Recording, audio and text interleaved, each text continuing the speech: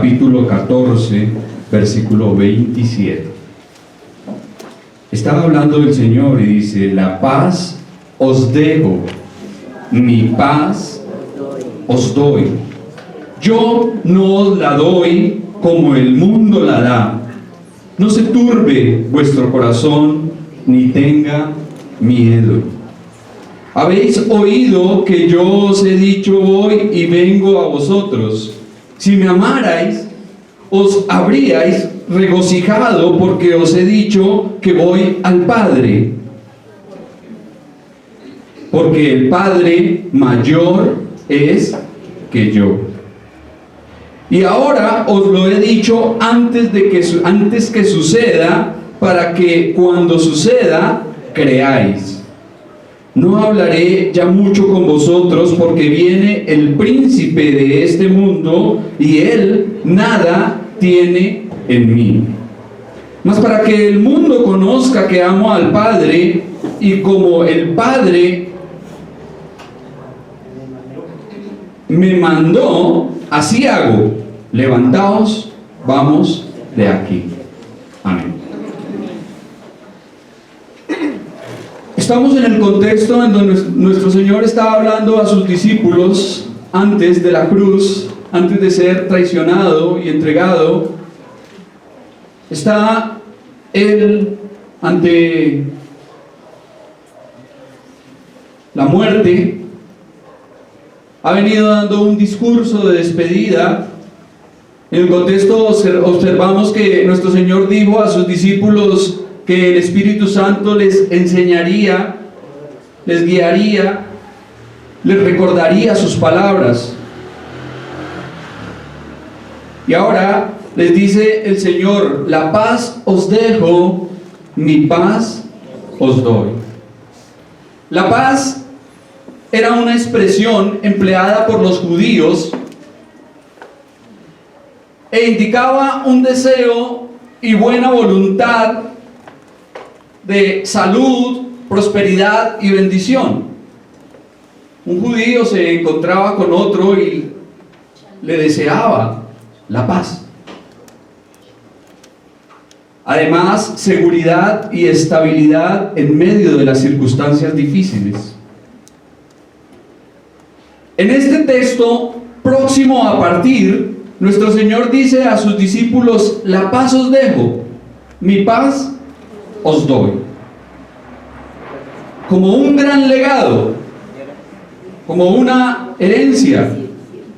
Antes de partir, nuestro Señor les está diciendo a los suyos: les dejo la paz, y no cualquier paz, sino mi paz.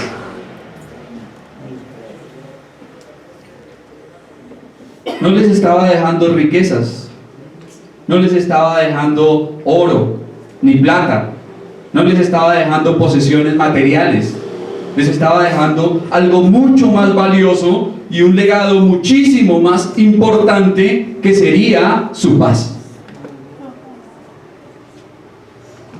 Esa paz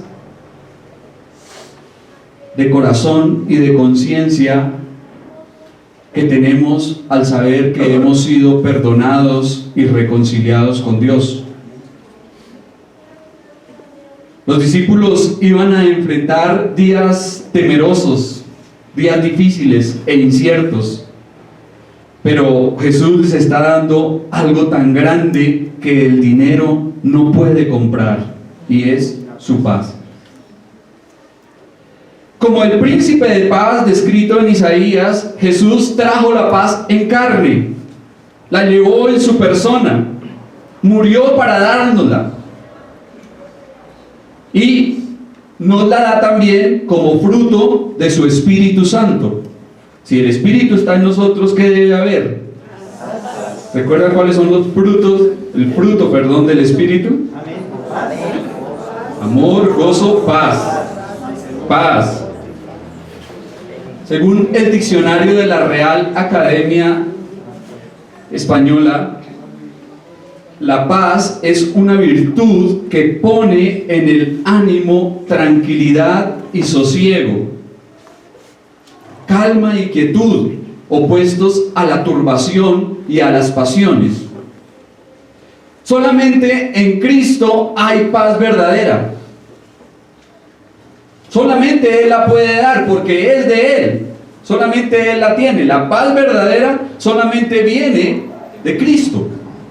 Por lo tanto dice el Señor, mi paz os doy. Así que por su Espíritu nos da de su paz como fruto que se revela en nuestro carácter.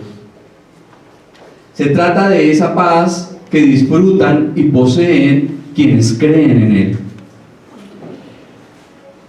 ¿Cómo anduvo nuestro Señor por el mundo? ¿Cómo andaba Jesús por el mundo? ¿Temeroso? No. ¿Perturbado? No. ¿Ansioso? No. ¿Estresado? Él tenía completa paz. ¿Y la paz de qué? ¿De quién? Es la paz de Dios. La paz de Jesús es la paz de Dios. Él andaba imperturbable frente a cualquier cosa que pudiese venir a su vida. Aquí lo vemos calmando a sus discípulos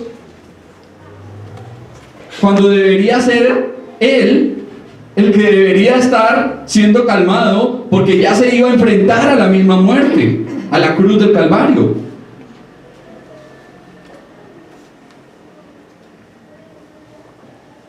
Nada ni nadie le podía a nuestro Señor robar su paz. Y esa misma paz es la que nos da a nosotros. Así pues, mis hermanos, que la paz que el Señor nos ofrece no depende de las circunstancias externas. No depende de lo que nos esté pasando. Hemos iniciado un año difícil, con una nueva enfermedad, con rumores de guerras, con movimientos sísmicos por todas partes del mundo. Y los científicos están hablando de que ya faltan pocos segundos para el reloj del apocalipsis. Están locos. Pero nuestra paz no depende de lo que está pasando en el mundo. ¿De qué depende nuestra paz? ¿De quién depende nuestra paz? El Señor. De Cristo Jesús. Él ha dicho, mi paz os doy. Un hombre siempre llegaba a la congregación alabando al Señor. Y un día tuvo un accidente en el trabajo y se cortó una mano. Y esa noche llegó a la iglesia y los hermanos lo observaban y pensaban entre ellos, bueno, ¿qué va a hacer ahora que le ocurrió ese accidente? Y el hombre alzó sus brazos y dijo, me he accidentado, pero gloria a Dios, porque las cosas pudieron haber sido peores, pero el Señor me ha guardado, y gloria a Dios. Y esa es la paz que el Señor da. No depende de las circunstancias, sino a pesar de las circunstancias. A pesar de lo que nos pueda pasar, a pesar de lo que nos pueda sobrevenir, a pesar de los temores, a pesar de todas las cosas, debemos experimentar como creyentes la paz que Cristo nos da por su Espíritu. El apóstol Pablo dice en su carta a los Filipenses, y la paz de Dios, que sobrepasa todo entendimiento, guardará vuestros corazones y vuestros pensamientos en Cristo Jesús. ¿Por qué esa paz que sobrepasa todo entendimiento? ¿Usted se ha puesto a pensar en eso? ¿Ha pensado en esas palabras que quiso decir Pablo al decir que la paz que sobrepasa todo entendimiento? Es la paz que va más allá de las circunstancias. Es una paz inexplicable. Como a algún creyente, a algún santo en algún momento le dijeron, hermano, su casa se está incendiando. Y de verdad la casa se estaba incendiando. Y él dijo, gloria a Dios por todo.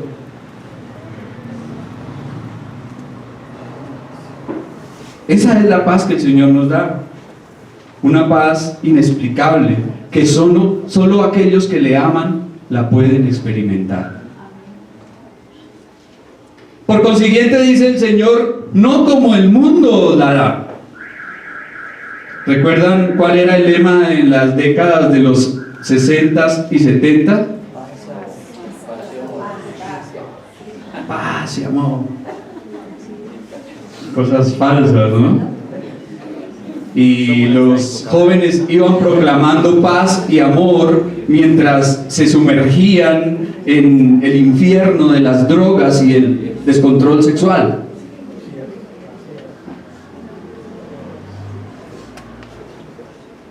¿Cuántos tratados y convenios de paz han habido en este mundo? ¿Cuántas veces los hombres han proclamado paz y seguridad, como los profetas en el Antiguo Testamento, quienes decían paz y seguridad a Israel? Y hablaban y profetizaban paz, y resulta que ocurría todo lo contrario, venía la espada y la destrucción. ¿Por qué? Porque la paz que el mundo da, la paz que el mundo ofrece, no se puede comparar con la paz de Cristo, con la paz de Dios. ¿Recuerdan? Para no ir muy lejos, hace poco tiempo un mandatario aquí en nuestro país se proclamaba el abanderado de la paz y salía con la paloma aquí en la solapa de la chaqueta e iba diciendo: Señor, ¿a usted le gustaría prestar a sus hijos para la guerra? ¿A quién le gustaría prestar a sus hijos para la guerra? A nadie. No, pues ahora sí vamos a tener la paz en nuestro país. Ahora sí vamos a hacer la paz. ¿Y cuál fue la paz que hizo? Ganar el premio Nobel de Paz. Esa fue la paz que hizo, esa fue la paz que logró para él. Pero ¿cómo sigue la situación actual de nuestro país?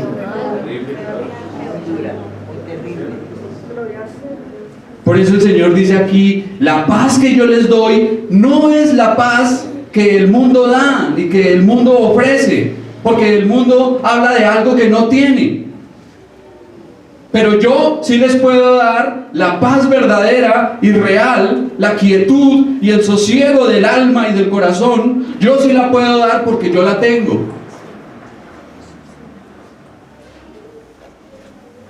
Alguien dijo: la paz conseguida a punta de espada no es más que una tregua. La paz que se consigue por medio de las armas no es paz, es una tregua. Pero lo que Cristo dice aquí es: yo les doy posesiones que el mundo no les puede dar. Mi paz les doy, no como el mundo la da.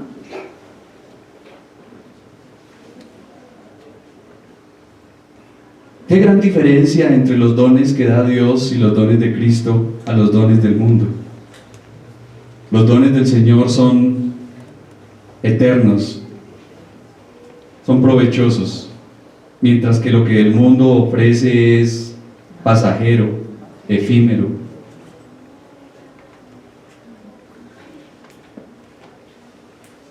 Como ya lo dije, los judíos expresaban la paz. Cuando un judío se encontraba con otro judío, le decía: paz, hermano. Pero era simplemente un deseo insípido. Nuestro Señor aquí está diciendo: yo sí doy la paz verdadera porque la poseo. Los hombres pueden hablar mucho de paz, pero solo Jesús la hace real en quienes confían en Él. Amén. Ahora, ¿habrán cosas que nos quiten y nos roben la paz en la actualidad? ¿Cómo qué cosas? ¿A usted qué le roba la paz? ¿O quién le roba la paz? ¿No? Sí, claro, las malas noticias. La inseguridad, la violencia, el caos, el crimen, la guerra, la destrucción, las amenazas. Hay muchas cosas. Nomás si pensamos como creyentes, ¿vivimos en guerra? ¿Estamos en guerra como cristianos? ¿Contra quién? ¿Contra nuestro hermano? No, contra el diablo, contra nosotros mismos y el mundo. Estamos en guerra contra las huestes espirituales de maldad, según lo dice el apóstol Pablo en su capítulo 6 de la carta a los Efesios.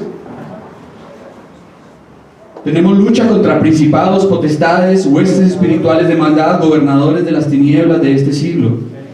Hay una guerra espiritual.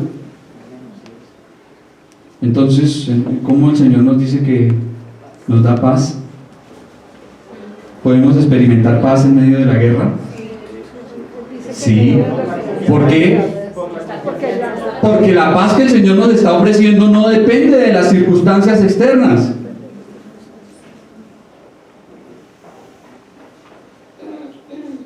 ¿Tenemos una lucha, un conflicto con nosotros mismos? Sí. También lo tenemos. Constantemente estamos peleando y luchando contra nuestra carnalidad y nuestra pecaminosidad, esa vieja naturaleza heredada de Adán. Luchamos contra el mundo. Tenemos que luchar contra el mundo porque no podemos ser amigos del mundo, o si no nos constituiríamos en enemigos de Dios. Todo el tiempo estamos en guerra, pero sin embargo el Señor dice aquí: no se turbe su corazón, ni tengan miedo, no se acobarden, no se amedrenten al punto de llegar a quedar paralizados.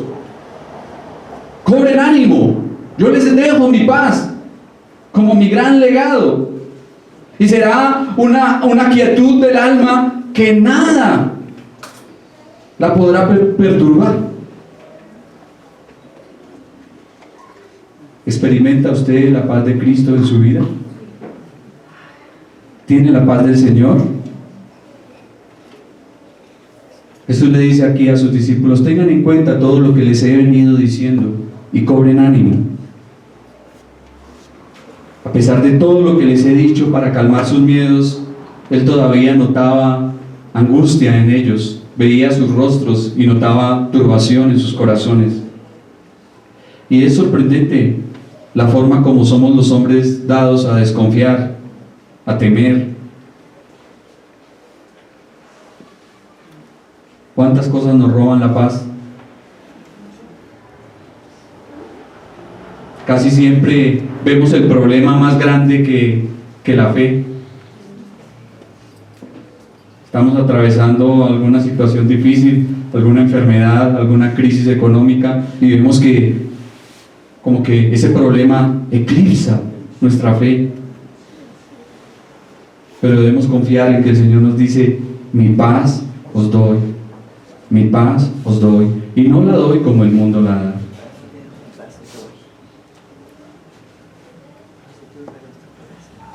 Si miramos por la fe al único Salvador, hay remedio para todas las preocupaciones del corazón. La salud no siempre viene de la medicina, leía en estos días. La mayor parte del tiempo viene de la paz mental, la paz de corazón y la paz del alma que solo Cristo da. Entonces, mis hermanos, resumiendo y aplicando, ¿será que nos parecemos nosotros a los discípulos? ¿Qué dicen ustedes? ¿Nos parecemos a los discípulos? Bastante. A veces nos sentimos amedrentados, nos sentimos como huérfanos. ¿Dónde está Dios? Parece como si estuviésemos solos. Bueno, pero Señor, estoy atravesando esta crisis tan grande en mi vida. ¿Dónde estás tú? El Señor ha dicho: yo estoy con vosotros todos los días hasta el fin del mundo. ¿Cómo nos sentimos cuando llega el problema? ¿Cómo nos sentimos cuando llega el conflicto? Cuando estamos atravesando, como ya lo dije, enfermedad, dificultades, desempleo, crisis económica.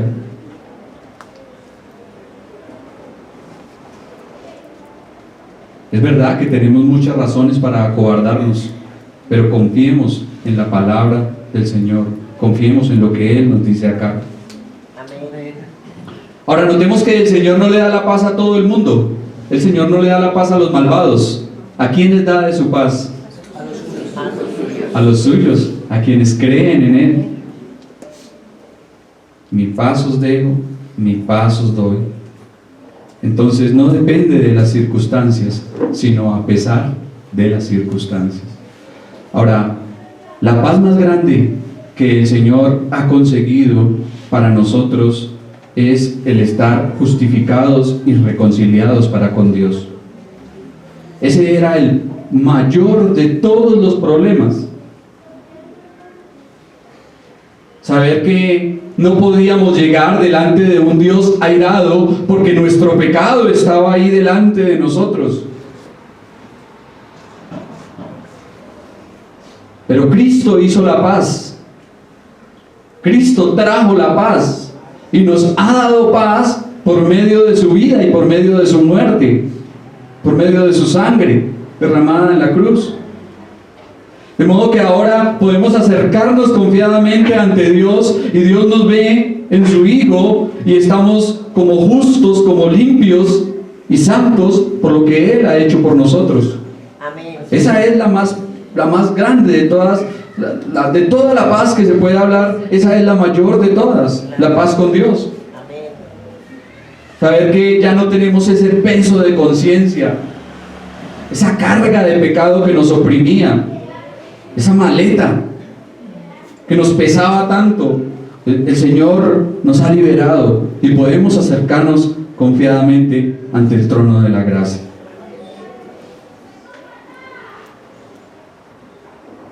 Versículo 28 y 29.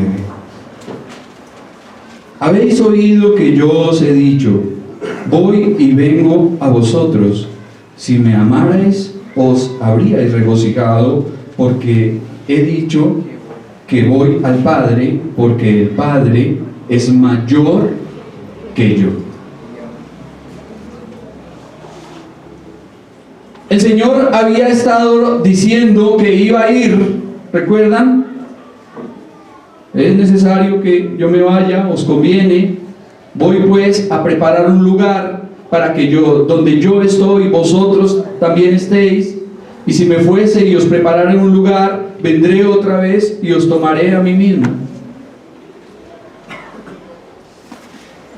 Ya el Señor lo había venido diciendo, de que Él se iba, de que Él se marcharía para estar con el Padre. Sin embargo, los discípulos parece que no lograban entenderlo.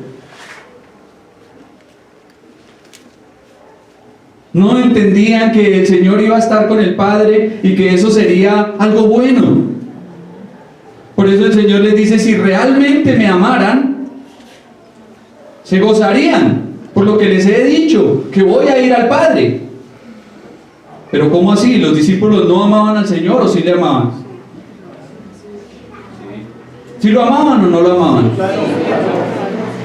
Sí lo amaban, pero lo estaban haciendo defectuosamente, de una manera egoísta, porque ellos querían que se quedara con ellos. Ahora nuestro Señor les dice, yo voy al Padre, y si ustedes realmente me amaran de la forma correcta, debían alegrarse, gozarse y regocijarse de que yo voy a estar nuevamente con mi Padre en aquella gloria que tuve con Él antes que el mundo fuese.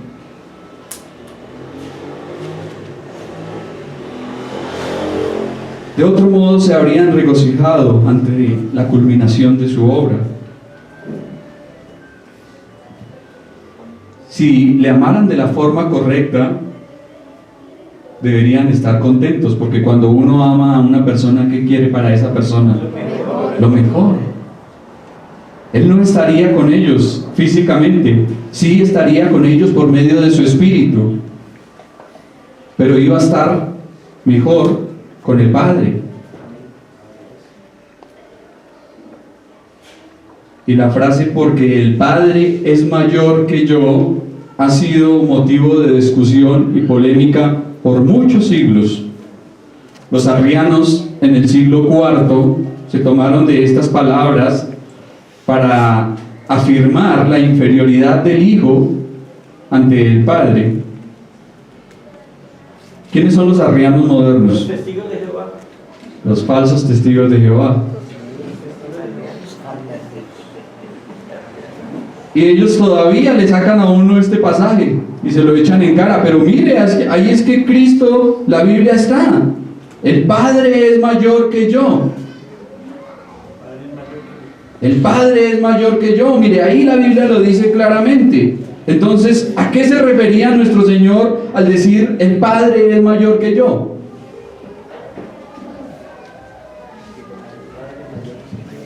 En el contexto hemos visto que nuestro Señor ha venido diciendo, porque yo y mi Padre uno somos. A lo largo del capítulo el Señor ha recalcado su igualdad con el Padre.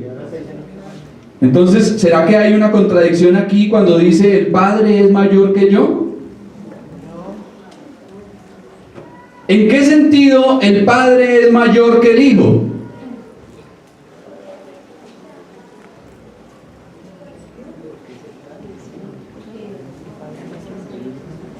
Cuando Cristo vino a la tierra, Él dejó la gloria, como lo observamos en la carta a los Filipenses. Dejó, estando allí en la condición de Dios, no estimó el ser igual a Dios como cosa a que aferrarse, sino que se despojó. Cuando Cristo vino a la tierra, ya tomó una posición de humillación. Estando encarnado como hombre, Él sufrió limitaciones. Experimentó las maldades de sus criaturas. Fue despreciado, fue agredido, fue bofeteado, fue blasfemado, fue herido, le escupieron, le decían groserías, le decían muchas cosas, y Él tuvo que soportar todo eso. Entonces, en su estado de humanidad, Cristo fue inferior al Padre.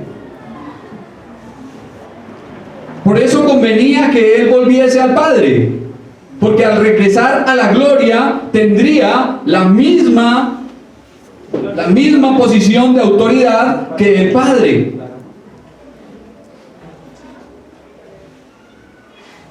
Por eso el Señor les dice, si ustedes me amaran realmente, entenderían que cuando les he dicho, voy a mi Padre, deberían alegrarse y gozarse por esto. Nuestro Señor iba a estar allí con el Padre nunca sufrió.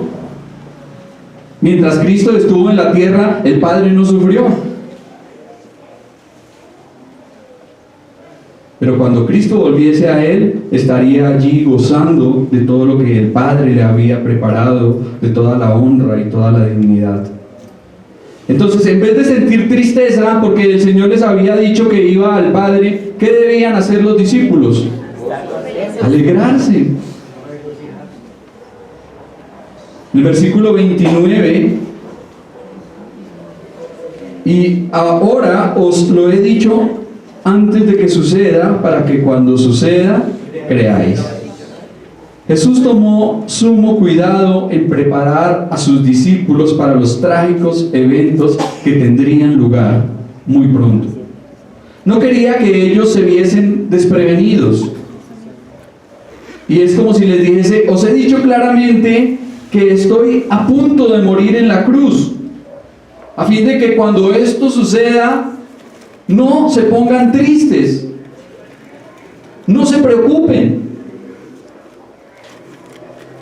Ya lo he dicho con anticipación para que cuando pase, ustedes estén tranquilos y disfruten de la paz que les estoy dando. Ahora, la muerte del Señor parecía más que una victoria que otra cosa, una derrota. A un Redentor muriendo de una forma tan ignominiosa y humillante como era la cruz del Calvario, una crucifixión, una muerte horrible, empleada para los peores delincuentes y malhechores. Pero esa fue la forma como nuestro Señor decide salvarnos, y esa fue la forma como decide pagar el precio por nuestro pecado.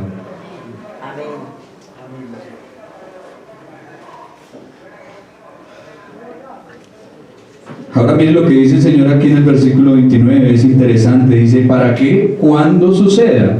No dice, por si sucede. Es decir, que el Señor tenía la completa seguridad de que así iba a suceder y a ocurrir. Porque los planes de Dios son perfectos. Nada los puede truncar, nada los puede detener. Sus planes son perfectos y nada se escapa de su soberana voluntad. Entonces confiemos en que los planes que el Señor tiene para nuestras vidas son mejores que los que nosotros tenemos. Confiemos en que su plan y su propósito se llevarán a cabo y que todo ocurrirá siempre en su tiempo y para su gloria. Amén. Bueno, vamos a dejar ahí porque el tiempo se ha ido. Tenía más preparado, pero no alcanzo por factor de tiempo. Entonces dejamos ahí por ahora. Vamos a orar.